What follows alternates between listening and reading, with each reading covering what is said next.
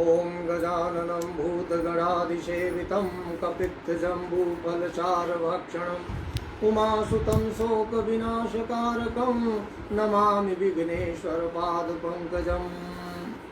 ओम श्री गणेशाय नमः, श्री राधाकृष्णाय नमः, उमामहेश्वराय नमः। अभ्यास 15। पृथ्वी आदि से निर्मित देव प्रतिमाओं के पूजन की विधि, उनके लिए नैवेद्य का विचार, पूजन के विभिन्न उपचारों का फल, विशेष मास, वार, तिथि एवं नक्षत्रों के योग में पूजन का विशेष फल तथा लिंग के वैज्ञानिक स्वरूप का विवेचन। ऋषियों ने कहा, साधु शिरोमणे, अब आप पार्थिव प्रतिमा की पूजा का विधान बताइए, जिससे समस्त अभिष्ट वस्तुओं की प्राप्ति होती है। सूत जी बोले, महर्षियों, तुम लोगों ने बहुत उत्तम बात पूछी है। पार्थिव प्रतिमा का पूजन सदा संपूर्ण मनोरथों को देने वाला है तथा दुख का तत्काल निवारण करने वाला है।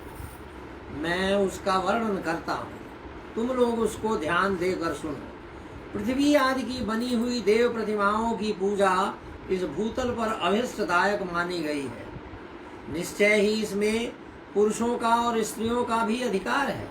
नदी, पोखरे अथवा कुएं में प्रवेश करके पानी के भीतर से मिट्टी ले आएं, फिर गंध चूर्ण के द्वारा उनका संशोधन करें और शुद्ध मंडप में रख कर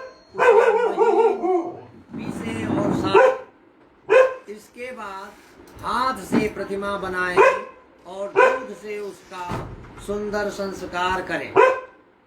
उस प्रतिमा में अंग प्रत्यंग अच्छी तरह प्रकट हुए हों तथा वह सब प्रकार के अस्त्र शस्त्रों से संपन्न बनाई गई हो। तदंतर उसे पद्मासन पर स्थापित करके आदर पूर्वक उसका पूजन करें। गणेश, सूर्य, विष्णु, दुर्गा और शिव की प्रतिमा का, शिव का एवं शिवलिंग का द्विज को सदा पूजन करना चाहिए। षोडशोपचार पूजन जनित फल की सिद्धि के लिए 16 उपचारों द्वारा पूजन करना चाहिए। पुष्प से प्रोक्षण और मंत्र पाठ पूर्वक अभिषेक करें। अगहनी से के चावल से नैवेद्य तैयार करें। सारा नैवेद्य एक कुंड होना चाहिए, लगभग 1 पाव। घर में पार्थिव पूजन के लिए एक कुंड और बाहर किसी मनुष्य द्वारा स्थापित शिवलिंग के पूजन के लिए एक प्रस्थ शेर भर नैवेद्य तैयार करना आवश्यक है। ऐसा जानना चाहिए, देवताओं द्वारा स्थापित शिवलिंग के लिए 3 शेर नैवेद्य अर्पित करना उचित है और स्वयं प्रकट हुए स्वयंभू लिंग के लिए 5 शेर। ऐसा करने पर पूर्ण फल की प्राप्ति समझनी चाहिए।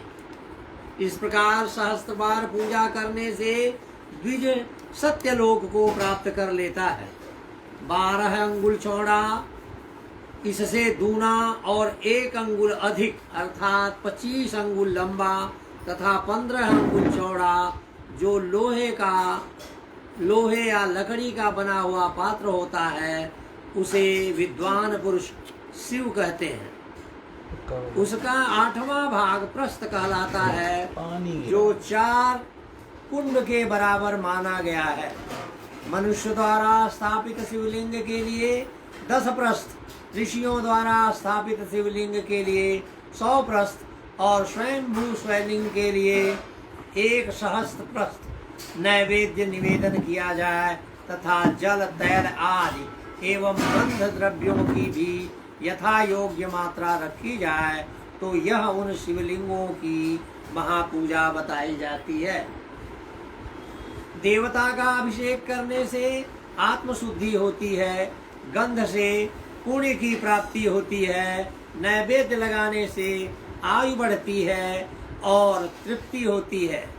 धूप निवेदन करने से धन की प्राप्ति होती है। दीप दिखाने से ज्ञान का उदय होता है और तांबूल समर्पण करने से भोग की उपलब्धि होती है। इसीलिए स्नान आदि 6 उपचारों को यत्न पूर्वक अर्पित करें। नमस्कार और जप ये दोनों संपूर्ण अभीष्ट फल को देने वाले हैं, इसलिए भोग और मोक्ष की इच्छा रखने वाले लोगों को पूजा के अंत में सदा ही जप और नमस्कार करने चाहिए। मनुष्यों को चाहिए कि वह सदा पहले मन से पूजा करके फिर उन उपचारों से करे। देवताओं की पूजा से उन देवताओं के लोकों की प्राप्ति होती है तथा उनके अवान्तर लोक में भी यथेष्ट भोग की वस्तुएं उपलब्ध होती हैं। अब मैं देव पूजा से प्राप्त होने वाले विशेष फलों का वर्णन करता हूँ। द्विजों, तुम लोग श्रद्धा पूर्वक सुनो। विघ्नराज गणेश की पूजा से भूलोक में उत्तम अभीष्ट वस्तुओं की प्राप्ति होती है। शुक्रवार को श्रावण और भाद्रपद मास में शुक्ल पक्ष की चतुर्थी को और पौष मास में शतभिषा नक्षत्र में आने पर विधि पूर्वक गणेश जी की पूजा करनी चाहिए। 100 या सहस्त्र दिनों में 100 या सहस्त्र बार पूजा करें। देवता और अग्नि में श्रद्धा रखते हुए किया जाने वाला उनका नित्य पूजन मनुष्यों को पुत्र एवं अभीष्ट वस्तु प्रदान करता है। वह समस्त पापों का शमन तथा भिन्न भिन्न दुष्कर्मों का विनाश करने वाला है। विभिन्न वारों में की हुई शिव आदि की पूजा को आत्मशुद्धि प्रदान करने वाली समझना चाहिए। वार या दिन, तिथि, नक्षत्र और योगों का आधार है, समस्त कामनाओं को देने वाला है। उसमें वृद्धि और क्षय नहीं होता, इसीलिए उसे पूर्ण ब्रह्म स्वरूप मानना चाहिए। सूर्योदय काल से लेकर सूर्योदय काल आने तक एक बार की स्थिति मानी जाती है, जो ब्राह्मण आदि सभी वर्णों के कर्मों का आधार है। विहित तिथि के पूर्व भाग में की हुई देव पूजा मनुष्यों को पूर्ण भोग प्रदान करने वाली होती है। यदि मध्याह्न के बाद तिथि का आरंभ होता है तो रात्रि युक्त तिथि का पूर्व भाग पितरों के श्रद्धादि कर्म के लिए उत्तम बताया जाता है।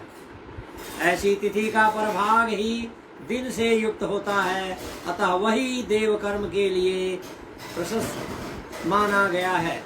यदि मध्याह्न काल तक तिथि रहे तो उदय व्यापिनी तिथियों को ही देव कार्य के में ग्रहण करना चाहिए।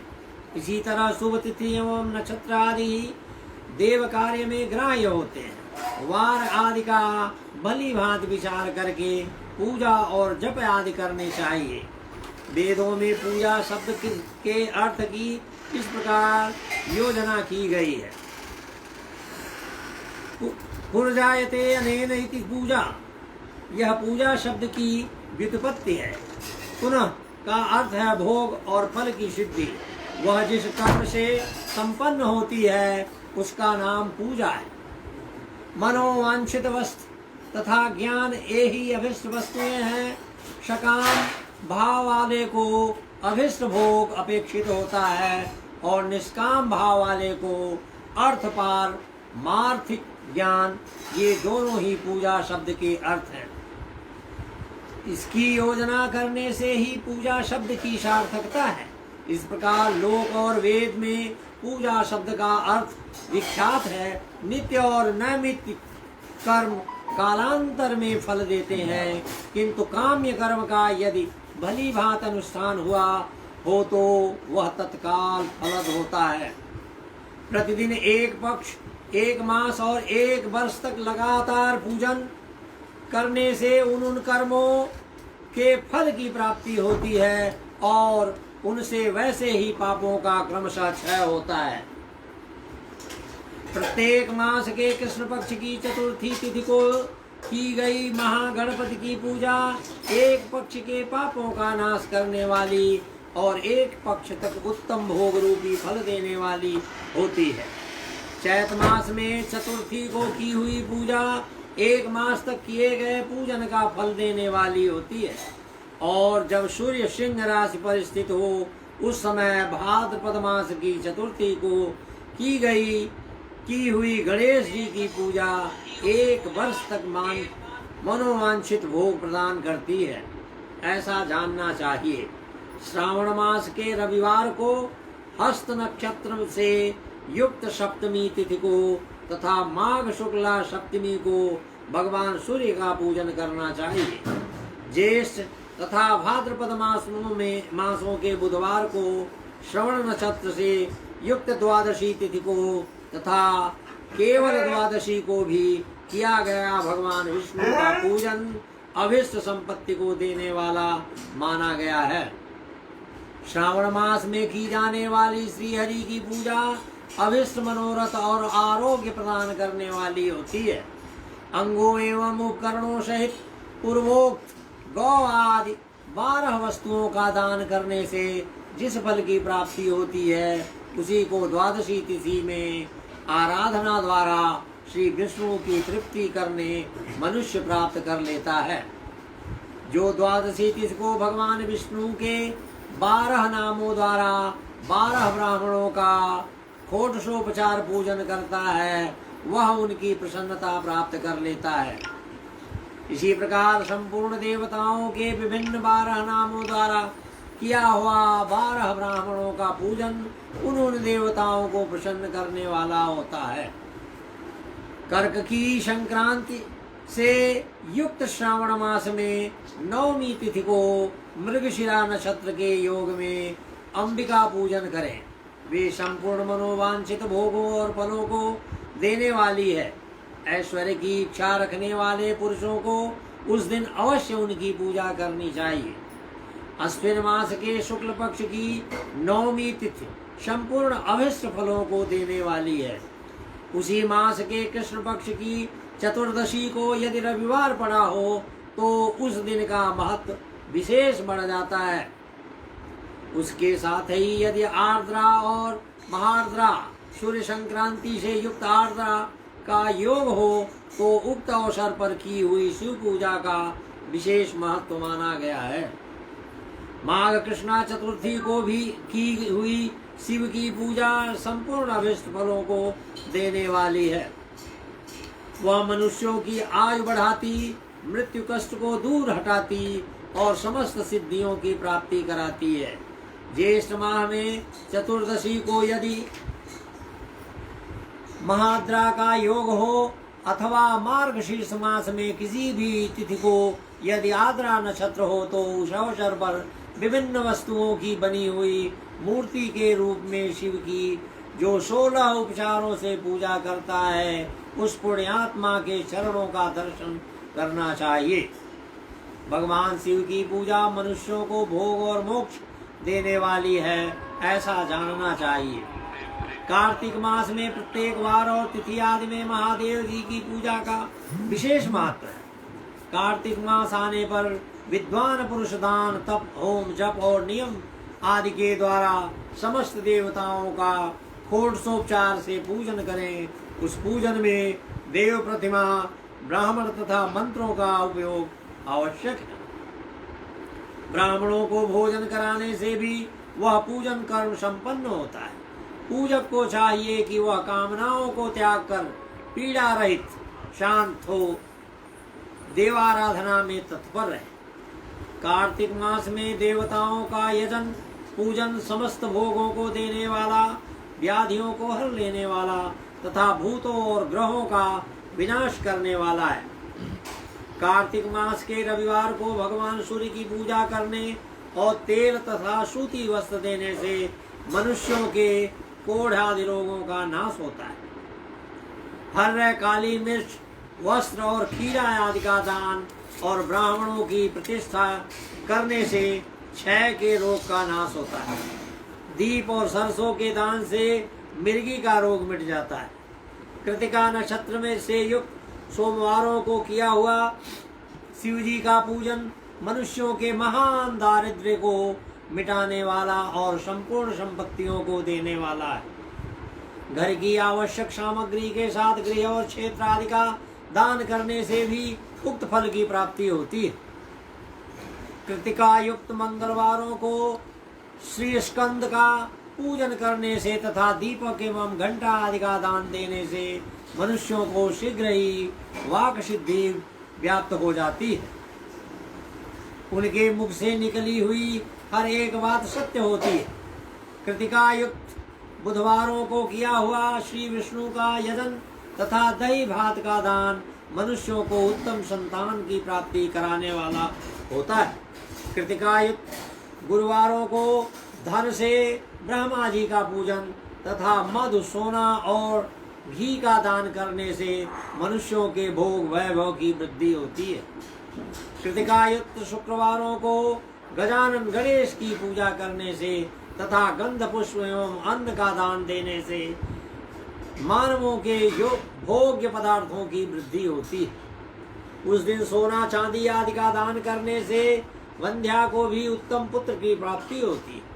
कृतिका युक्त शनिवार को दीप वालों की वंदना, दिग्गजों, नागों और शेतुपालों का पूजन, त्रिनेत्रधारी रुद्र, पापहारी विष्णु तथा ज्ञानदाता ब्रह्मा का आराधना और धन्वंतरी एवं दोनों अश्विनी कुमारों का पूजन करने से रोग, दुर्मृत्यु एवं काल मृत्यु का निवारण होता है तथा तात्कालिक व्याधियों की शांति हो जाती है।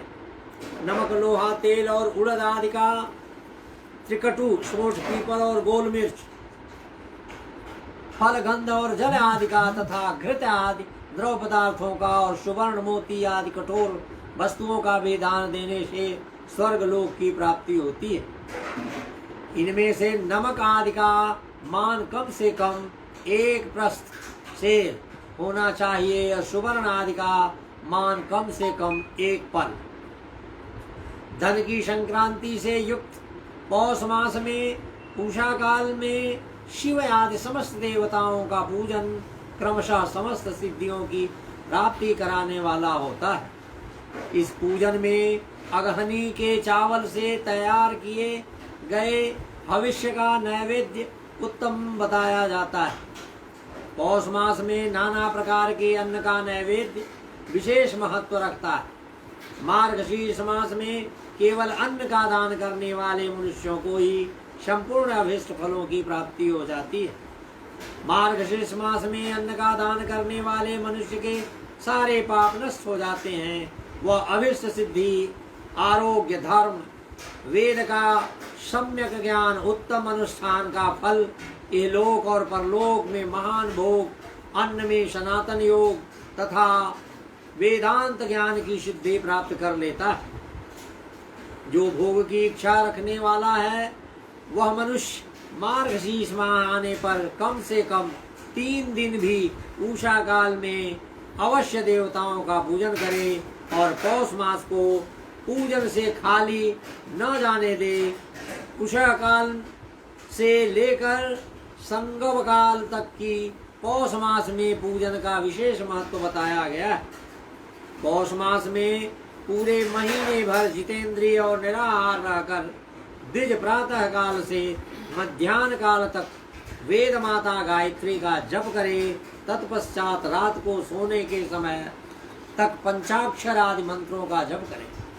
ऐसा करने वाला ब्राह्मण ज्ञान पाकर शरीर छूटने के बाद मोक्ष प्राप्त कर लेता है।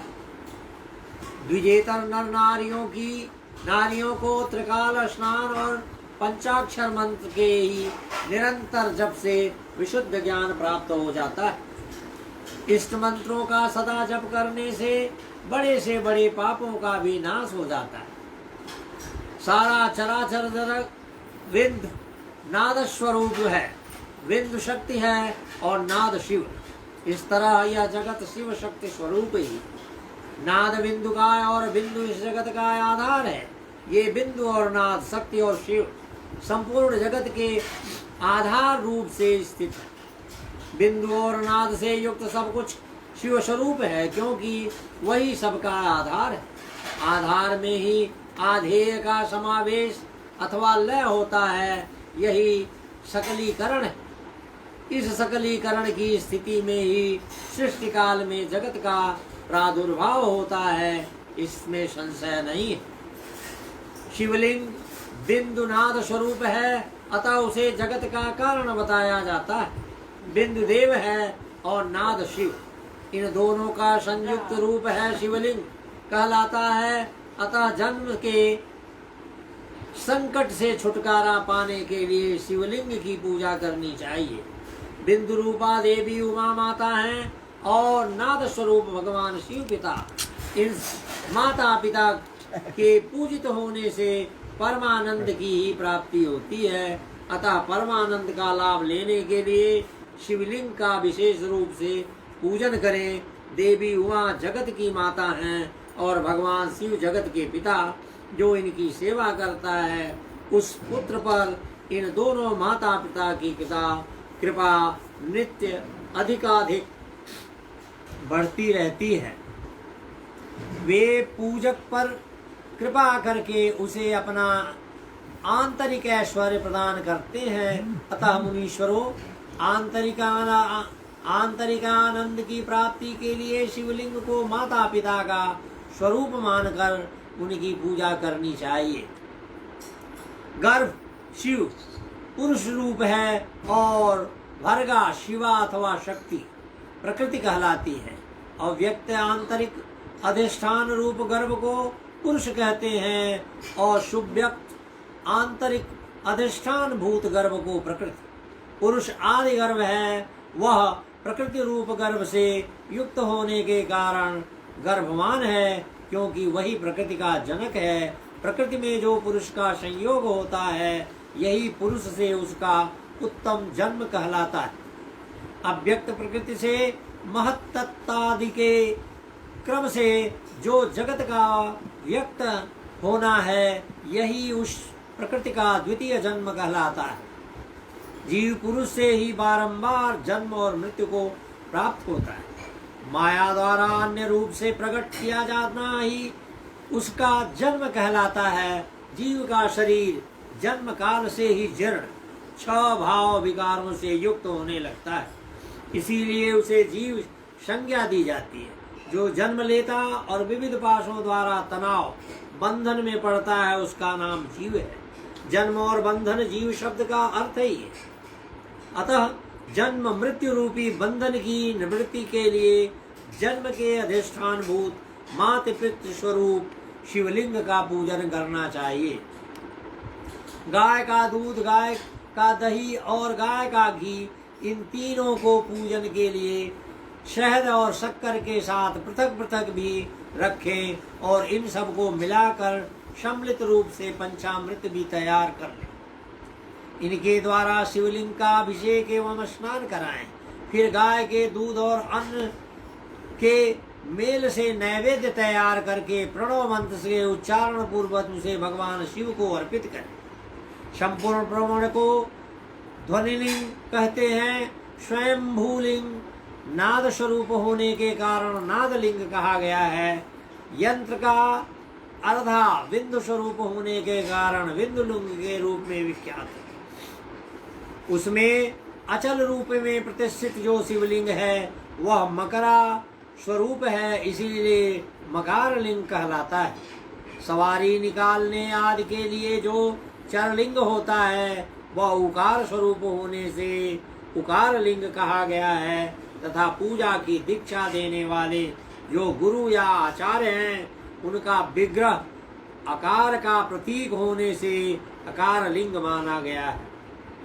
इस प्रकार आकार, उकार, मकार, बिंदु, नाद और ध्वनि के रूप में लिंग के 6 भेद हैं। इन 6 लिंगों की नित्य पूजा करने से साधक जीवन मुक्त हो जाता है, इसमें संशय नहीं। षठलिंग स्वरूप प्रणव का महात्म्य, उसके सूक्ष्म रूप ओंकार और स्थूल रूप पंचाक्षर मंत्र का विवेचन, उसके जप की विधि एवं महिमा, कार्य ब्रह्म के लोकों से लेकर कारण रुद्र के लोकों तक का विवेचन करके कालातीत पंचावरण विशिष्ट शिवलोक के अनिर्वचनीय वैभव का निरूपण तथा शिव भक्तों के सत्कार की महत्ता। यह 16वां। ऋषि बोले, प्रभो महामुने, आप हमारे लिए क्रमशः षठलिंग स्वरूप प्रणव का महात्म तथा शिव भक्त के पूजन का प्रकार बताइए। सूत जी ने कहा, महर्षियों, आप लोग तपस्या के धनी हैं। आपने यह बड़ा सुंदर प्रश्न उपस्थित किया है, किंतु इसका ठीक ठीक उत्तर महादेव जी ही जानते हैं, दूसरा कोई नहीं। तथा भगवान शिव की कृपा से ही मैं इस विषय का वर्णन करूंगा। वे भगवान शिव हमारी और आप लोगों की रक्षा का भारी भार बारंबार स्वयं ही ग्रहण करें। नाम है प्रकृति से उत्पन्न संसार रूपी महासागर का प्रणव। इससे पार करने के लिए दूसरी नाव है। इसलिए इस ओंकार को प्रणव की संज्ञा देते हैं। ओंकार अपने जप करने वाले साधकों से कहता है, प्रपंच नहीं है, वह तुम लोगों के लिए। अतः इस भाव को लेकर भी ज्ञानी पुरुष ओम को प्रणव नाम से जानते हैं। इसका दूसरा भाव यूं है, प्रकर्षेण नये वह युष्मान मोक्षम इति वा प्रणव, अर्थात यह तुम सब उपासकों को बलपूर्वक मोक्ष तक पहुंचा देगा। इस अभिप्राय से भी इसे ऋषि मुनि प्रणव कहते हैं। अपना जप करने वाले योगियों के तथा अपने मंत्र की पूजा करने वाले उपासक के समस्त कर्मों का नाश करके यह दिव्य नूतन ज्ञान देता है, इसलिए भी इसका नाम प्रणव है। उन माया रहित महेश्वर को ही नव अर्थात नूतन कहते हैं। वे परमात्मा प्रकृष्ट रूप से नव अर्थात शुद्ध स्वरूप हैं, इसीलिए प्रणव कहलाते हैं। प्रणव साधक को नव अर्थात नवीन शिव स्वरूप कर देता है, इसीलिए भी विद्वान पुरुष उसे प्रणव के नाम से जानते हैं। अथवा प्रकृष्ट रूप से नव दिव्य परमात्मा ज्ञान प्रकट करता है, इसीलिए वह प्रणव है। प्रणव के दो भेद बताए गए हैं, स्थूल और सूक्ष्म। एक अक्षर रूप जो ओम है उसे सूक्ष्म प्रणव जानना चाहिए, और नमः शिवाय इस 5 अक्षर वाले मंत्र को स्थूल प्रणव समझना चाहिए। जिसमें 5 अक्षर व्यक्त नहीं है वह सूक्ष्म है, और जिसमें 5 अक्षर सुस्पष्ट रूप से व्यक्त हैं वह स्थूल है। जीवन मुक्त पुरुष के लिए सूक्ष्म प्रणव के जप का विधान है, वही उसके लिए समस्त साधनों का सार है।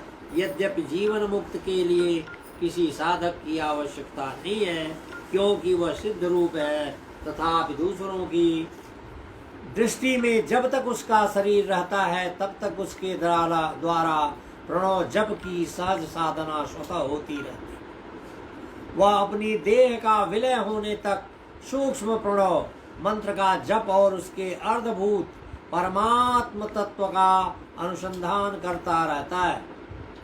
जब शरीर नष्ट हो जाता है तब वह पूर्ण ब्रह्म स्वरूप शिव को प्राप्त कर लेता है।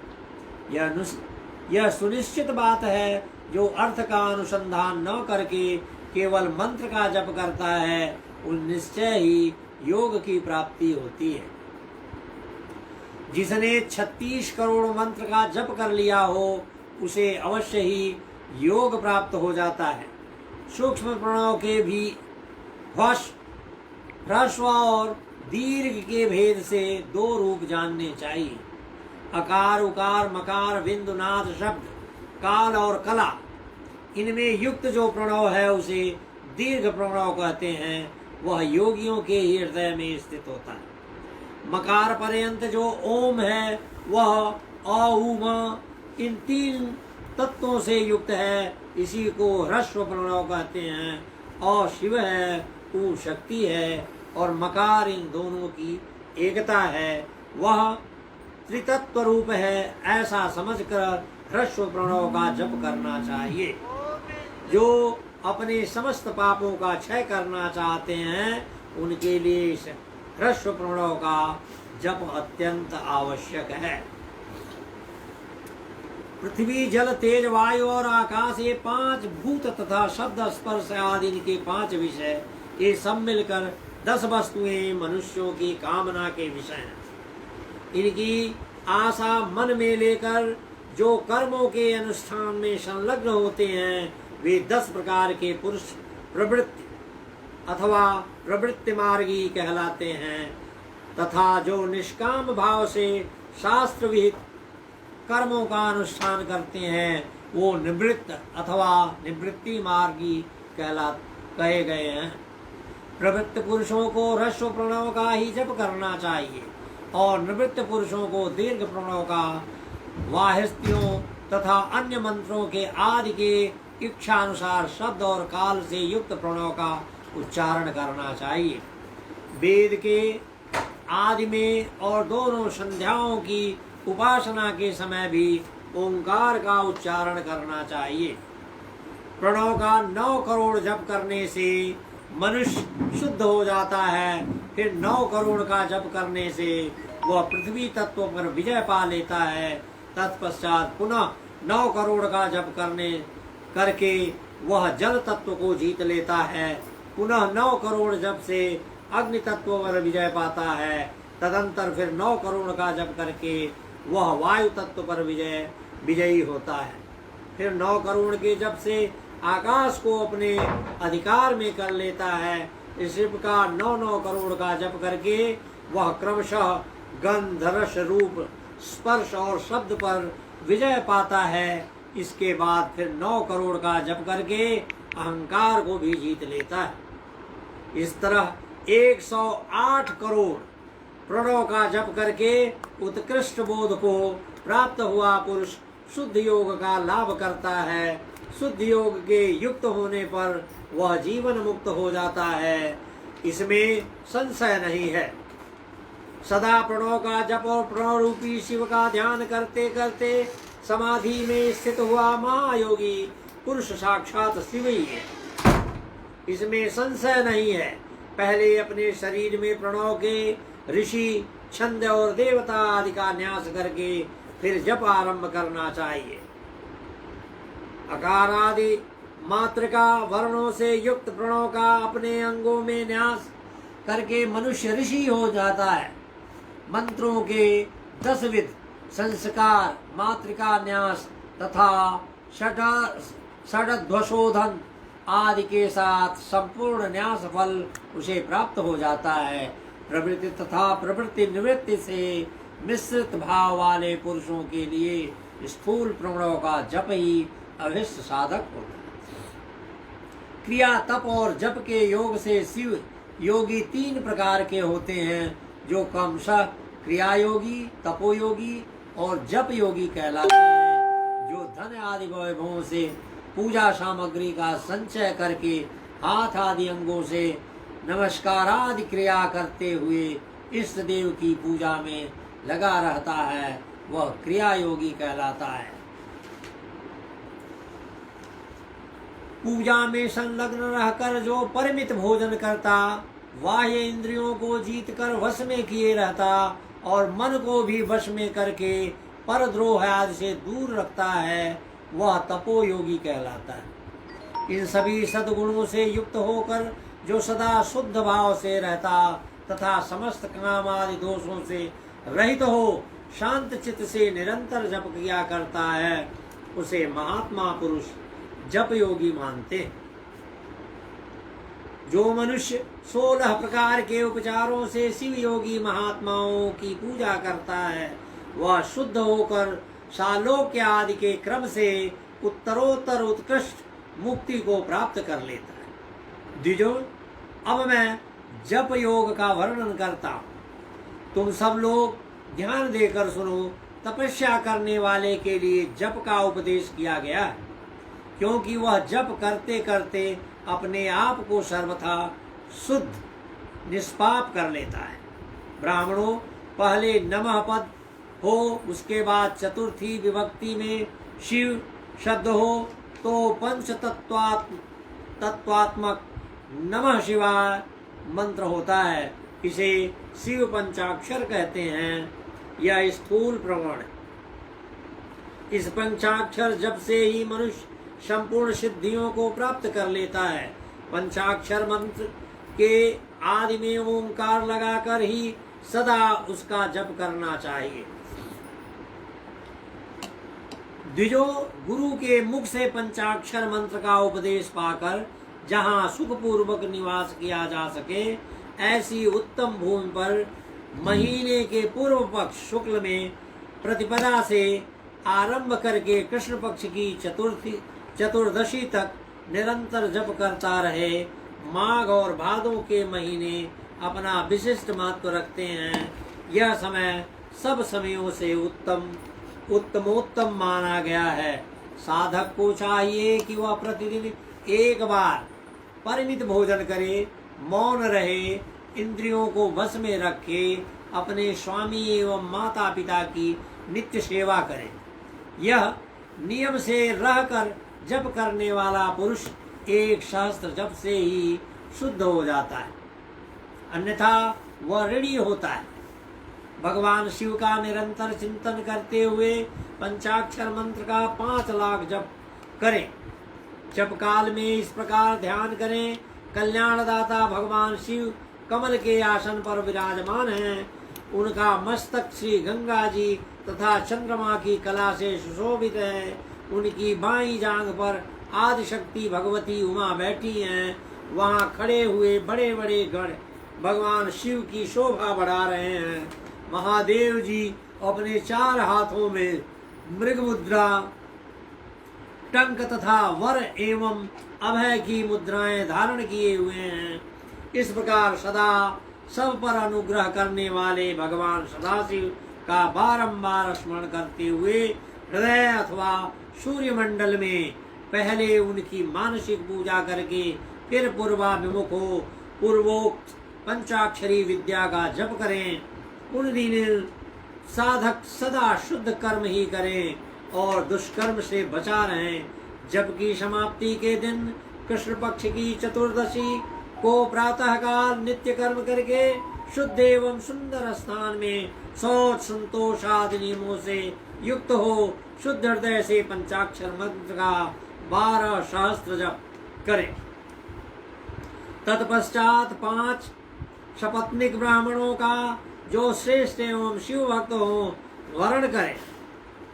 इसके अतिरिक्त एक श्रेष्ठ आचार प्रवर का भी भ्रमण करें और उसे शाम सदाशिव का स्वरूप समझे। ईशान, तत्पुरुष, अघोर, वामदेव तथा सद्योजात इन 5 के प्रतीक स्वरूप 5 ही श्रेष्ठ और शिव भक्त ब्राह्मणों का वर्ण करने के पश्चात पूजन सामग्री को एकत्र करके भगवान शिव का पूजन प्रणाम करें।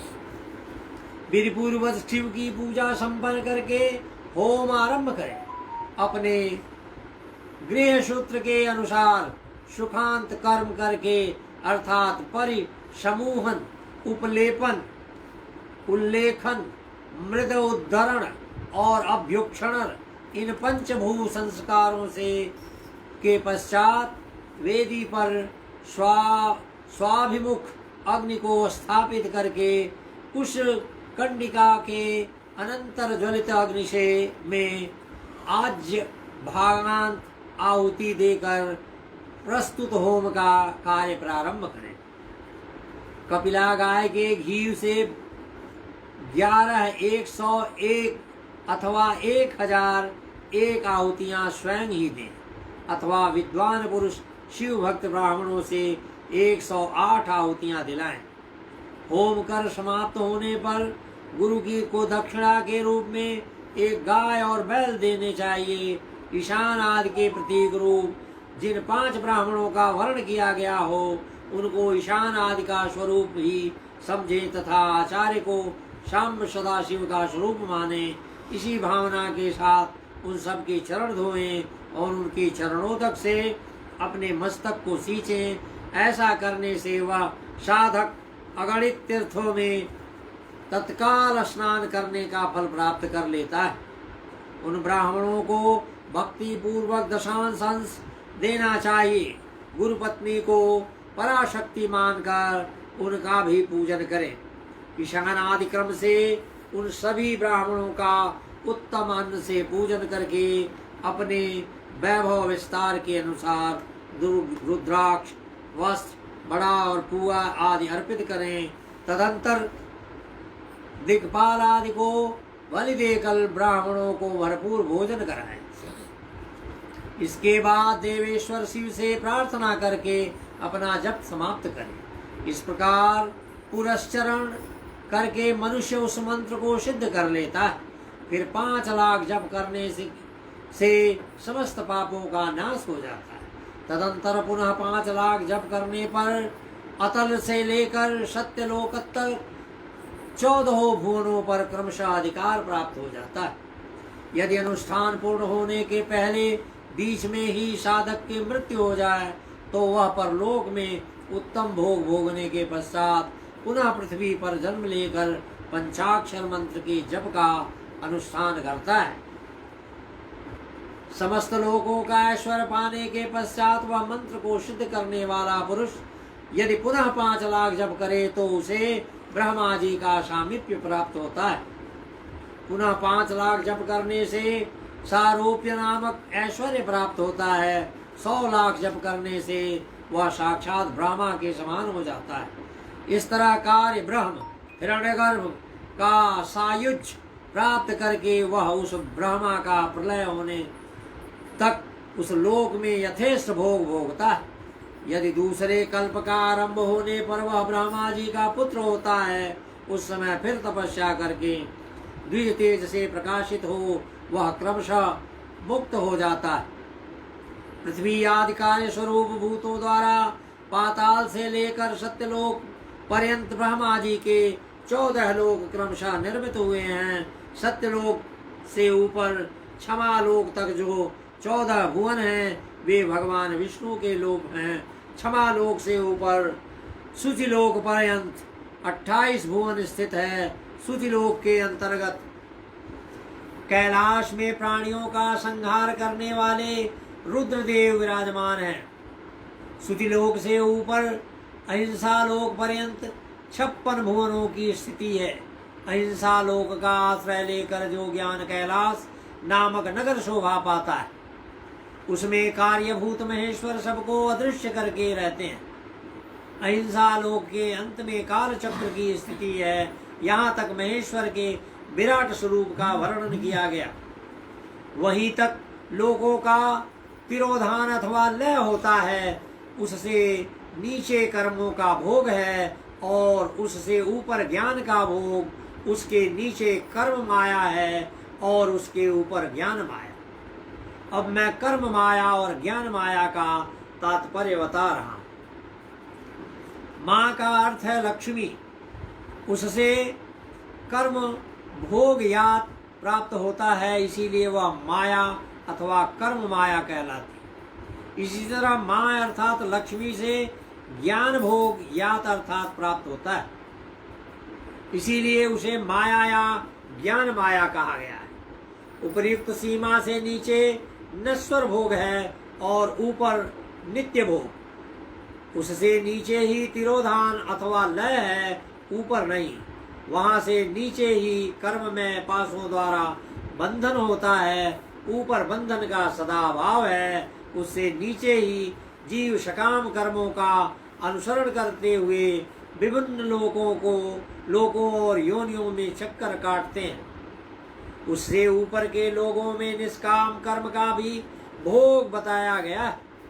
बिंदु पूजा में तत्पर रहने वाले उपासक वहां से नीचे के लोकों में ही घूमते हैं। उसके ऊपर तो निष्काम भाव से शिवलिंग की पूजा करने वाले उपासक ही जाते हैं। जो एकमात्र शिव की ही उपासना में तत्पर हैं, वे उससे ऊपर के लोक में जाते हैं। वहां से नीचे जीव कोटि है और ऊपर ईश्वर कोटि। नीचे संसारी जीव रहते हैं और ऊपर मुक्त पुरुष।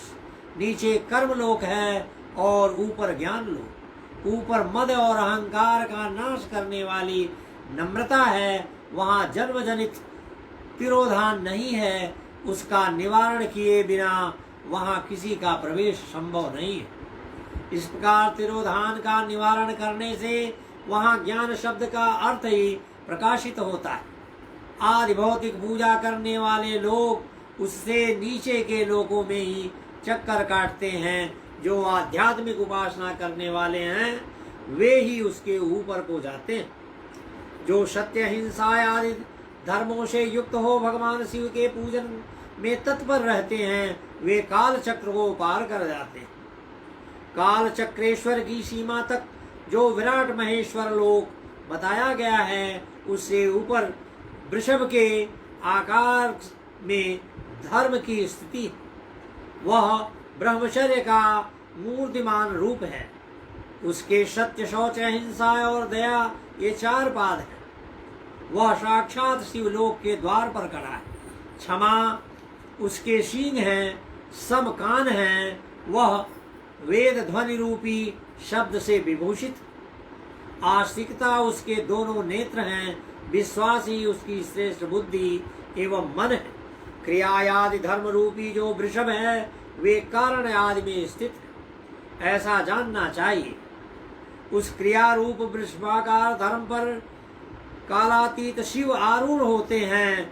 ब्रह्मा, विष्णु और महेश्वर की जो अपनी अपनी आयु है उसी को दिन कहते हैं। जहाँ धर्म रूपी वृषभ की स्थिति है उससे ऊपर न दिन है न रात्रि, वहाँ जन्म मरण आदि भी नहीं है। वहाँ फिर से कारण स्वरूप ब्रह्मा के कारण सत्य लोक पर्यंत 14 लोक स्थित हैं। जो 5 भौतिक गंध आदि से परे हैं उनकी सनातन स्थिति है, सूक्ष्म गंध ही उनका स्वरूप है। उनसे ऊपर फिर कारण रूप विष्णु के 14 लोक स्थित हैं। उनसे भी ऊपर फिर कारण रूपी रुद्र के 28 लोकों की स्थिति मानी गई। फिर उससे भी ऊपर कारणेश शिव के 56 लोक विद्यमान हैं। तदंतर शिव समस्त ब्रह्मचर्य लोक है और वहीं 5 आवरणों से युक्त ज्ञानमय कैलाश है, जहाँ 5 मंडलों, 5 बह कलाओं और आदि शक्तियों से संयुक्त आदि लिंग प्रतिष्ठित। उसे परमात्मा शिव का शिवालय कहा गया है। वहीं पराशक्ति से युक्त परमेश्वर शिव निवास करते हैं। वे सृष्टि पालन, संहार, तिरोभाव और अनुग्रह इन 5 कृत्यों में प्रवीण है। उनका श्री विग्रह सच्चिदानंद स्वरूप है। वे सदा ध्यान रूपी धर्म में ही स्थित रहते हैं और सदा सब पर अनुग्रह किया करते हैं। वे स्वात्माराम हैं और समाधि रूपी आसन पर आसीन हो नित्य विराजमान होते हैं। कर्म एवं ध्यान आदि का अनुष्ठान करने से क्रमशः साधन पथ में आगे बढ़ने पर उनका दर्शन साध्य होता है। नित्य नैमित्तिक आदि कर्मों द्वारा देवताओं का यजन करने से भगवान शिव के समाराधन कर्म में मन लगता है। क्रिया आदि जो शिव संबंधी कर्म हैं उनके द्वारा शिव ज्ञान सिद्ध करें। जिन्होंने शिव तत्व का साक्षात्कार कर लिया है अथवा जिन पर शिव की कृपा दृष्टि पड़ चुकी है वे सब मुक्त ही हैं, इसमें संशय नहीं। आत्म स्वरूप से जो स्थित है वही मुक्ति है। एकमात्र अपने आत्मा में रमण या आनंद का अनुभव करना ही मुक्ति का स्वरूप है। जो पुरुष क्रिया, तप, जप, ज्ञान और ध्यान रूपी धर्मों में भली भांति स्थित है वह शिव का साक्षात्कार करके स्वात्माराम स्वरूप मोक्ष को भी प्राप्त कर लेता है। जैसे सूर्यदेव अपनी किरणों से अशुद्धि को दूर कर देते हैं उसी प्रकार कृपा करने में कुशल भगवान शिव अपने भक्त स्वरूप आत्माराम तत्व प्राप्त होता है और आत्माराम तत्व की सम्यक सिद्धि हो जाने पर मनुष्य कृत्य हो जाता है। इस तरह यहाँ जाओ जो कुछ बताया गया है वह पहले मुझे गुरु परंपराओं से प्राप्त हुआ था। तत्पश्चात मैंने पुनः नंदीश्वर के मुख से इस विषय को सुना था। नंदी स्थान से परे जो स्वयं वेद्य शिव वैभव हैं उसका अनुभव केवल भगवान शिव को ही है। साक्षात शिवलोक के उस वैभव का ज्ञान सबको शिव की कृपा से ही हो सकता है, अन्यथा नहीं, ऐसा आस्तिक पुरुषों का कथन है। साधक को चाहिए कि वह 5 लाख जप करने के पश्चात भगवान शिव की प्रसन्नता के लिए महाभिषेक एवं नैवेद्य निवेदन करके शिव भक्तों का पूजन करे। भक्त की पूजा से भगवान शिव का बहुत प्रसन्न होते हैं। शिव और उनके भक्त में कोई भेद नहीं है, वह साक्षात शिव स्वरूप ही है। शिव स्वरूप मंत्र को धारण करके वह शिव ही हो गया रहता है।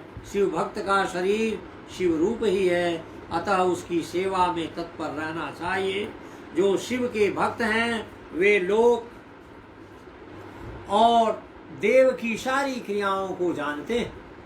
जो क्रमशः जितना जितना शिव मंत्र का जप कर लेता है उसके शरीर को उतना शिव का सामीप्य प्राप्त होता जाता है, इसमें संशय नहीं। शिव भक्त स्त्री का रूप देवी पार्वती का ही स्वरूप है। वह जितना मंत्र जपती है उसे उतना ही देवी का सानिध्य प्राप्त होता जाता है।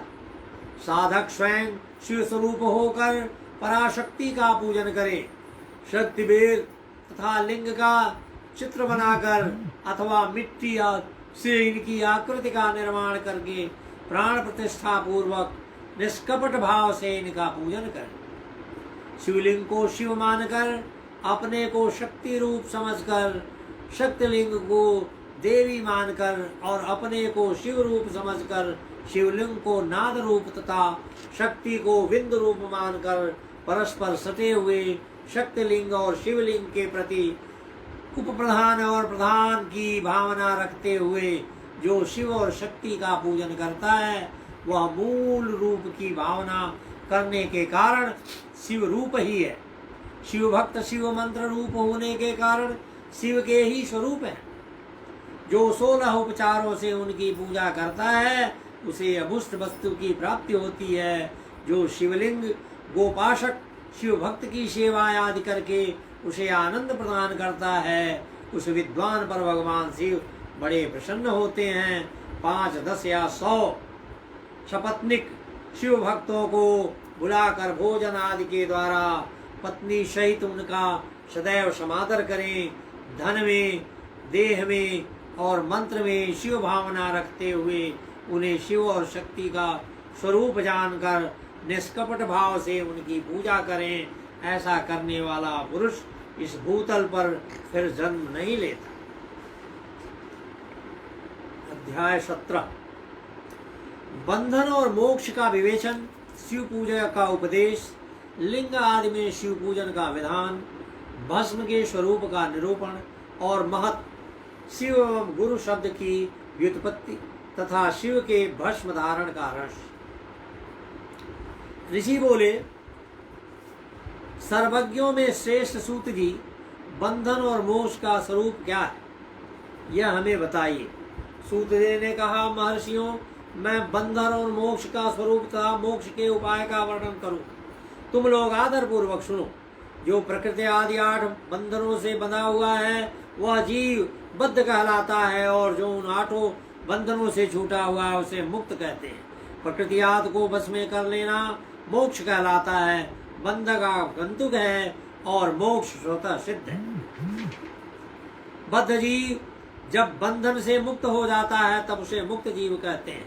प्रकृति, बुद्धि, त्रिगुणात्मक अहंकार और 5 तन्मात्राएं, इन्हें ज्ञानी पुरुष प्रकृत्याश्चक मानते हैं। प्रकृति आदि 8 तत्वों के समूह में देह की उत्पत्ति हुई है। देह से कर्म उत्पन्न होता है और फिर कर्म से नूतन देह की उत्पत्ति होती है। इस प्रकार बारंबार जन्म और कर्म होते रहते हैं। शरीर को स्थूल, सूक्ष्म और कारण के भेद से 3 प्रकार का जानना चाहिए। स्थूल शरीर जागृत अवस्था में, व्यापार करने वाला सूक्ष्म शरीर जागृत और स्वप्न अवस्थाओं में, इंद्रिय भोग प्रदान करने वाला तथा कारण शरीर सुषुप्त अवस्था में, आनंद आत्मानंद की अनुभूति करने वाला कहा गया। जीव को उसके प्रारब्ध कर्मानुसार सुख दुख प्राप्त होते हैं, वह अपने पुण्य कर्मों के फलस्वरूप सुख और पाप कर्म के फलस्वरूप दुख का उपभोग करता है।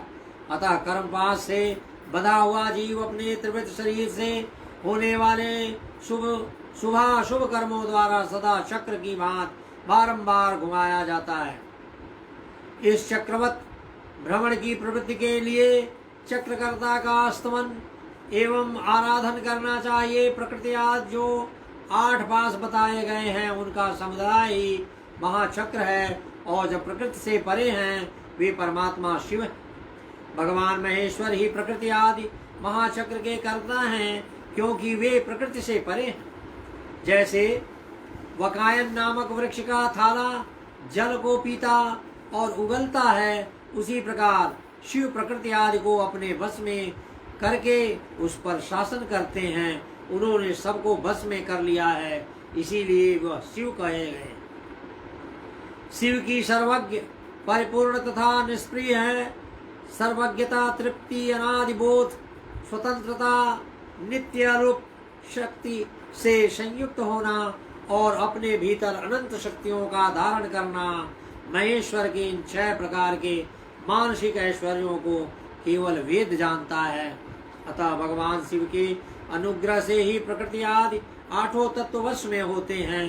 भगवान शिव का कृपा प्रसाद प्राप्त करने के लिए उन्हीं का पूजन करना चाहिए। यदि कहें शिव तो परिपूर्ण है, निष्प्रिय है, उनकी पूजा कैसे हो सकती है, तो इसका उत्तर यह है कि भगवान शिव के उद्देश्य से उनकी प्रसन्नता के लिए किया हुआ सत्कर्म उनके कृपा प्रसाद को प्राप्त करने वाला होता है। शिवलिंग में, शिव की प्रतिमा में तथा शिव भक्त जनों में शिव की भावना करके उनकी प्रसन्नता के लिए पूजा करनी चाहिए। वह पूजन शरीर से, मन से, वाणी से और धन से भी किया जा सकता है। उस पूजा में महेश्वर शिव को प्रकृति से परे हैं, पूजक पर विशेष कृपा करते हैं और उनका वह कृपा प्रसाद सत्य होता है। शिव की कृपा से कर्म आदि सभी बंधन अपने वश में हो जाते हैं। कर्म से लेकर प्रकृति पर्यंत सब कुछ जब वश में हो जाता है तब वह जीव मुक्त कहलाता है और स्वात्माराम रूप में से विराजमान होता है। परमेश्वर शिव की कृपा से जब कर्म जनित शरीर अपने बस में हो जाता है तब भगवान शिव के लोक में निवास का सौभाग्य प्राप्त होता है। इसी को सालोक्य मुक्ति कहते हैं। जब तन्मात्राएं बस में हो जाती हैं तब जीव जगदम्बा सहित शिव का सामीप्य प्राप्त कर लेता है। यह सामीप्य मुक्ति है। उसके आयुध आदि और क्रिया आदि सब कुछ भगवान शिव के समान हो जाते हैं। भगवान का महाप्रसाद प्राप्त होने पर बुद्धि भी वश में हो जाती है। बुद्धि प्रकृति का कार्य है, उसका वश में होना साष्टिक मुक्ति कहा गया है। पुनः भगवान का महान अनुग्रह प्राप्त होने पर प्रकृति वश में हो जाएगी। उस समय भगवान शिव का मानसिक ऐश्वर्य बिना यत्न के ही प्राप्त हो जाएगा। सर्वज्ञता और तृप्ति आदि जो शिव के ऐश्वर्य हैं उन्हें पाकर मुक्त पुरुष अपने आत्मा में ही विराजमान होता है। वेद और शास्त्र में विश्वास रखने वाले विद्वान पुरुष इसी को सायुज्य मुक्ति कहते हैं। इस प्रकार लिंग आदि में शिव की पूजा करने से क्रमशः मुक्ति स्वतः प्राप्त हो जाती है। इसीलिए शिव का कृपा प्रसाद प्राप्त करने के लिए तत्संबंधी क्रिया आदि के द्वारा उन्हीं का पूजन करना चाहिए। शिव क्रिया, शिव तप, शिव मंत्र जप, शिव ज्ञान और शिव ध्यान के लिए सदा उत्तरोत्तर अभ्यास बढ़ाना चाहिए। प्रतिदिन प्रातः काल से रात को सोते समय तक और जन्म काल से लेकर मृत्यु पर्यंत सारा समय भगवान शिव के चिंतन में ही बिताना चाहिए। सद्योजाता दिमंत्रों तथा नाना प्रकार के पुष्पों से जो शिव की पूजा करता है वह शिव को ही प्राप्त होता है। ऋषि बोले, उत्तम व्रत का पालन करने वाले सूत जी, लिंग आदि में शिव जी की पूजा का क्या विधान है, यह हमें बताइए। सूत जी ने कहा, द्विजो, मैं लिंगों के क्रम का यथावत वर्णन कर रहा हूँ, तुम सब लोग सुनो। वह प्रणव ही समस्त अभिष्ट वस्तुओं को देने वाला प्रथम लिंग है। उसे सूक्ष्म प्रणव स्वरूप समझो। सूक्ष्म लिंग निष्कल होता है और स्थूल लिंग सकल। पंचाक्षर मंत्र को ही स्थूल लिंग कहते हैं। उन दोनों प्रकार के लिंगों का पूजन तब कहलाता है। वे दोनों ही लिंग साक्षात मोक्ष देने वाले। पौरुष लिंग और प्रकृति लिंग के रूप में बहुत से लिंग हैं, उन्हें भगवान शिव ही विस्तार पूर्वक बता सकते हैं, दूसरा कोई नहीं जानता। पृथ्वी के विकार भूत जो लिंग ज्ञात हैं उनको मैं तुम्हें बता रहा हूँ। उनमें स्वयंभू लिंग प्रथम है, दूसरा बिंदु लिंग, तीसरा प्रतिष्ठातित लिंग, चौथा चर लिंग और पांचवा गुर लिंग। देवर्षियों की तपस्या से संतुष्ट हो उनके समीप प्रकट होने के लिए पृथ्वी के अंतर्गत बीज रूप में व्याप्त हुए भगवान शिव वृक्षों के अंकुर की भांति भूमि को भेद कर नादलिंग के रूप में व्यक्त हो जाते हैं। वे स्वतः व्यक्त हुए शिव को स्वयं प्रकट होने के कारण स्वयंभू नाम धारण करते हैं। ज्ञानी जन उसे स्वयंभू लिंग के रूप में जानते हैं। उस स्वयंभू लिंग की पूजा से उपासक का ज्ञान स्वयं ही बढ़ने लगता है। सोने चांदी आदि के पत्र पर, भूमि पर अथवा वेदी पर अपने हाथ में लिखित जो शुद्ध प्रणव मंत्र रूप लिंग है, उसमें तथा मंत्र लिंग का अनुलेखन करके उसमें भगवान शिव की प्रतिष्ठा और आवाहन करें। ऐसा बिंदुनादमय लिंग स्थावर और जंगम दोनों ही प्रकार का होता है। इसमें शिव का दर्शन भावनामय ही है, ऐसा निसंदेह कहा जाता है। जिसको जहाँ भगवान शंकर के प्रकट होने का विश्वास हो, उसके लिए वही प्रकट होकर वे अभीष्ट फल प्रदान करते हैं। अपने हाथ में अथवा अप्रकट स्थावर आदि के में भगवान शिव का आवाहन करके 16 उपचारों से उनकी पूजा करें। ऐसा करने से साधक स्वयं ही ऐश्वर्य को प्राप्त कर लेता है और इस साधक के अभ्यास से उसको ज्ञान भी होता है। देवताओं और ऋषियों ने आत्मसिद्धि के लिए अपने हाथ से वैदिक मंत्रों के उच्चारण पूर्वक शुद्ध मंडल में शुद्ध भावना पूर्व जिस उत्तम शिवलिंग की स्थापना की है उसे पौरुष लिंग कहते हैं तथा वही प्रतिष्ठित लिंग कहलाता है। उस लिंग की पूजा करने से सदा पौरुष ऐश्वर्य की प्राप्ति होती है।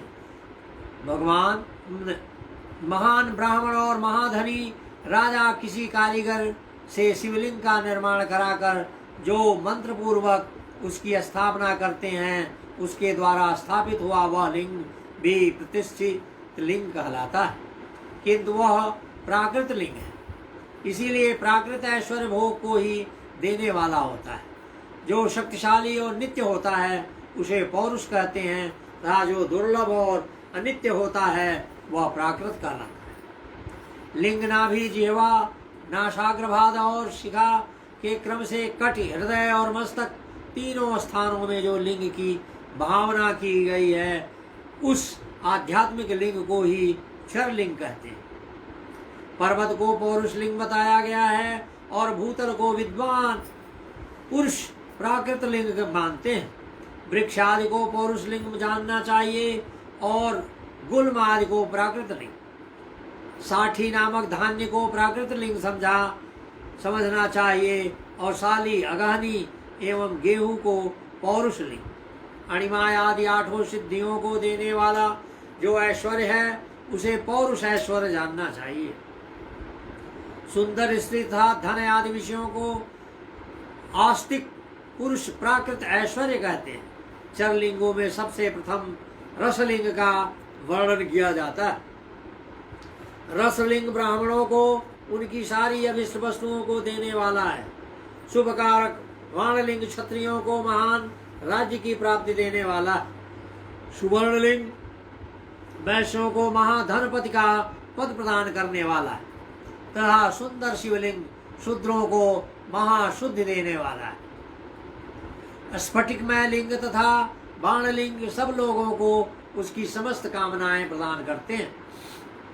अपना न हो तो दूसरे का स्फटिक या बाणलिंग भी पूजा के लिए निषिद्ध नहीं है। स्त्रियों विशेष सद्भावों के लिए पार्थिव लिंग की पूजा का विधान है।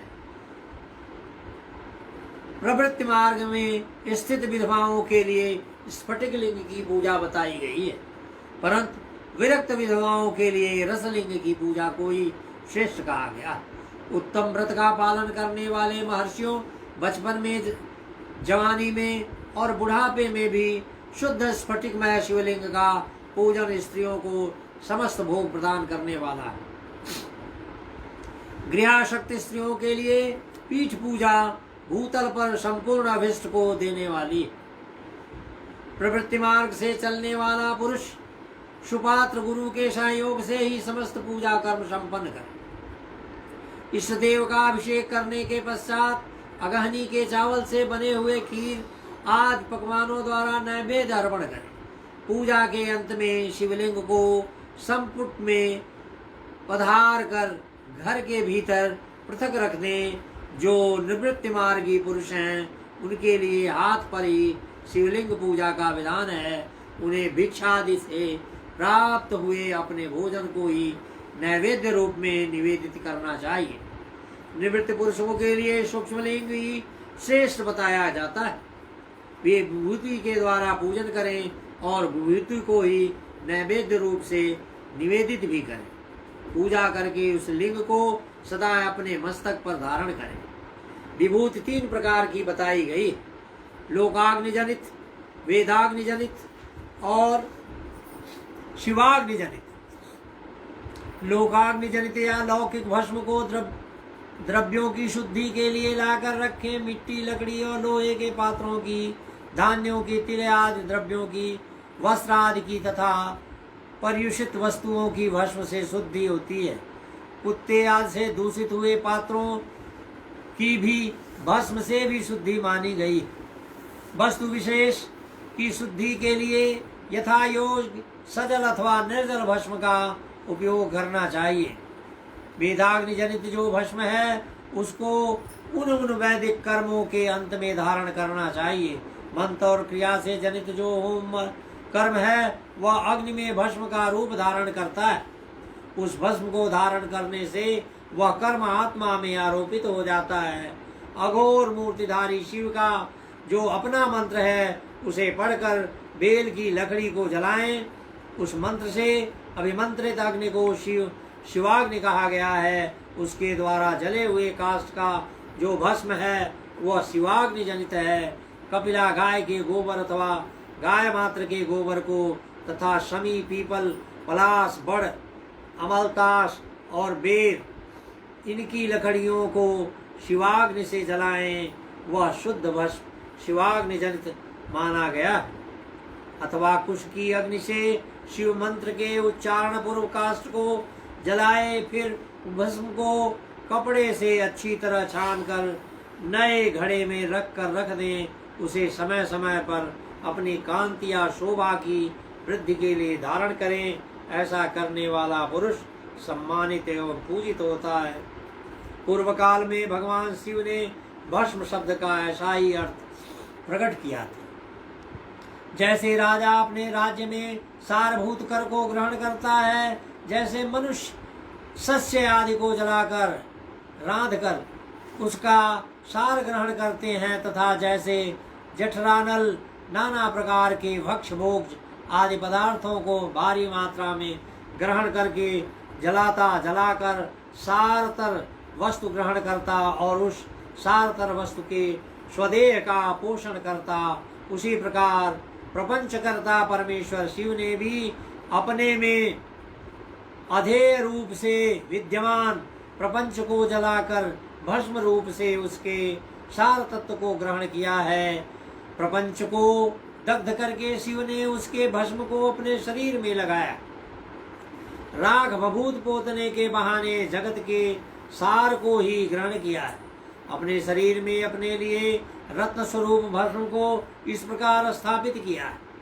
आकाश के सार तत्व से केश, वायु के सार तत्व से मुख, अग्नि के सार तत्व से हृदय, जल से के सार तत्व से कटिभाग और पृथ्वी के सार तत्व से घुटने को धारण किया है। इसी तरह उनके सारे अंग विभिन्न वस्तुओं के सार रूप है।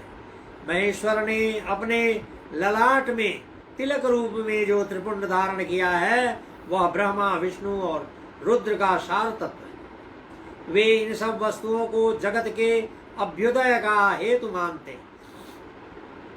इन भगवान शिव ने ही प्रपंच के सार सर्वस्व को अपने वश में किया है, अतः इन्हें अपने वश में करने वाला दूसरा कोई नहीं है। जैसे समस्त मृगों का हिंसक मृग सिंह कहलाता है और उसकी हिंसा करने वाला दूसरा कोई मृग नहीं है, अतएव उसे सिंह कहा गया है। सकार का अर्थ है नित्य मुख, नित्य सुख एवं आनंद। इकार का अर्थ है पुरुष और वकार का अर्थ है अमृत स्वरूपा शक्ति। इन सब का सम्मिलित रूप ही शिव कहलाता है, अतः इस रूप में भगवान शिव को अपनी आत्मा मानकर उनकी पूजा करनी चाहिए। अतः अपने अंगों में भस्म मलें, फिर ललाट में उत्तम त्रिपुंड धारण करें। पूजा काल में सजल भस्म का उपयोग होता है और द्रव्य शुद्धि के लिए निर्जल भस्म का। गुणातीत परम शिव राजस आदि सविकार गुणों का अवरोध करते हैं, दूर हटाते हैं, इसीलिए वे सबके गुरु रूप का आश्रय लेकर स्थित हैं। गुरु विश्वासी शिष्यों के तीनों गुणों को पहले दूर करके फिर उन्हें शिव तत्व का बोध कराते हैं, इसीलिए गुरु कहलाते हैं। गुरु की पूजा परमात्मा शिव की ही पूजा है। गुरु के उपयोग से बचा हुआ सारा पदार्थ आत्म शुद्धि करने वाला होता है। गुरु की आज्ञा के बिना उपयोग में लाया हुआ सब कुछ वैसा ही है जैसे चोर चोरी करके लाई हुई वस्तु का उपयोग करता है। गुरु से भी विशेष ज्ञानवान पुरुष मिल जाए तो उसे भी यत्नपूर्वक गुरु मान लेना चाहिए। अज्ञान रूपी बंधन से छूटना ही जीव मात्र के लिए साध्य पुरुषार्थ है, अतः जो विशेष ज्ञानवान है वही जीव को उस बंधन से छुड़ा सकता है। जन्म और मरण रूप द्वंद्व को भगवान शिव की माया ने ही अर्पित किया है। जो इन दोनों को शिव की माया को ही अर्पित कर देता है वह फिर शरीर के बंधन में नहीं पड़ता। जब तक शरीर रहता है तब तक जो क्रिया के ही अधीन है वह जीववध कहलाता है। स्थूल, सूक्ष्म और कारण तीनों शरीरों को बस में कर लेने पर जीव का मोक्ष हो जाता है, ऐसे अज्ञानी पुरुषों का कथन है। माया चक्र के निर्माता भगवान शिव की परम कारण है। वे अपनी माया के दिए हुए द्वंद्व का स्वयं ही परिमार्जन करते हैं, अतः शिव के द्वारा कल्पित हुआ द्वंद्व उन्हीं को समर्पित कर देना चाहिए। जो शिव को पूजा में तत्पर हो वह मौन रहे, सत्य आदि गुणों से संतुष्ट हो या क्रिया जप तप ज्ञान और ध्यान में से एक एक का अनुष्ठान करता रहे। ऐश्वर्य, दिव्य शरीर की प्राप्ति, ज्ञान का उदय, अज्ञान का निवारण और भगवान शिव की सामीप्य का लाभ, ये क्रमशः क्रिया आदि के फल हैं। निष्काम कर्म करने से अज्ञान का निवारण हो जाने के कारण शिव भक्त पुरुष उनके यथोक्त फल को पाता है। शिव भक्त पुरुष देश काल शरीर और धन के अनुसार यथा योग क्रिया आदि का अनुष्ठान करें। न्यायोपार्जित उत्तम धन से निर्वाह करते हुए विद्वान पुरुष शिव के स्थान में निवास करें। जीव हिंसा आदि से रहित और अत्यंत क्लेश शून्य जीवन बिताते हुए पंचाक्षर मंत्र के जप से अभिमंत्रित अन्न और जल को सुखपूर्वक माना गया है। अथवा कहते हैं कि दरिद्र पुरुष के लिए भिक्षा से प्राप्त हुआ अन्न ज्ञान देने वाला होता है। शिव भक्त को भिक्षान्न प्राप्त हो तो वह शिव भक्ति को बढ़ाता है। शिव योगी पुरुष भिक्षान्न को शंभु सत्र कहते हैं। जिस किसी भी उपाय से जहाँ कहीं भी भूतल पर शुद्ध अन्न का भोजन करते हुए सदा मौन भाव से रहें और अपने साधन का रहस्य किसी पर प्रकट न करें। भक्तों के समक्ष ही शिव के महात्मा को प्रकाशित करें।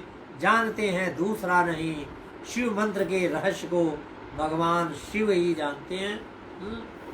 ओम जय शिव ओंकारा, प्रभु हर शिव ओंकारा, ब्रह्मा विष्णु सदाशिव ब्रह्मा विष्णु सदाशिव अर्धांगीधारा ओम जय शिव ओंकारा एकानन चतुरानन पंचानन राजे शिव पंचानन राजे हंसासन गरुडासन हंसासन गरुडासन वृषवाहन साजे ओम जय शिव ओंकारा श्वेतांबर पीतांबर बागांबर अंगे शिव बागांबर अंगे सनकादिक गरुणादिक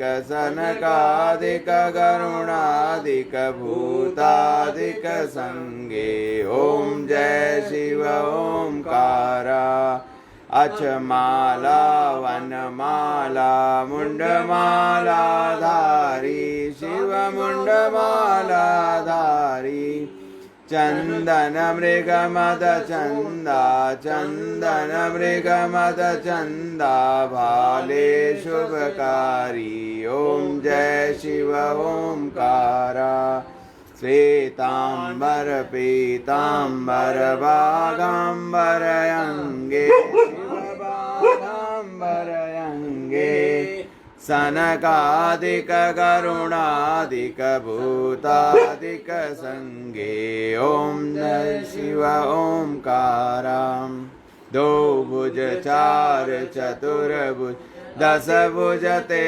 सोहे शिव दस भुज ते सोहे तीनों रूप निरखता तीनों रूप निरखता त्रिभुवन जन मोहे ओम जय शिव ओंकारा त्रिगुण स्वामी जी की आरती जो कोई जन गावे स्वामी प्रेम सहित गावे कहत शिवानंद स्वामी कहत शिवानंद स्वामी मनवांचित बल पावे ओम जय शिव ओंकारा जय शिव ओंकारा प्रभु हर शिव ओंकारा ब्रह्मा विष्णु सदा शिव ब्रह्मा विष्णु सदा शिव अर्धांगीधारा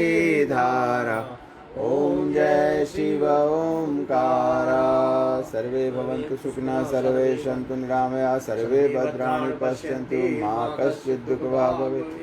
हे प्रभु जान से अनजान से भूल से जो कोई भी कहीं भी कोई त्रुटि हुई इसको क्षमा कर कृपा करे कल्याण करें। ओम हर हर महादेव संपूर्ण जगत का कल्याण करें। हर हर महादेव हर हर महादेव हर हर महादेव।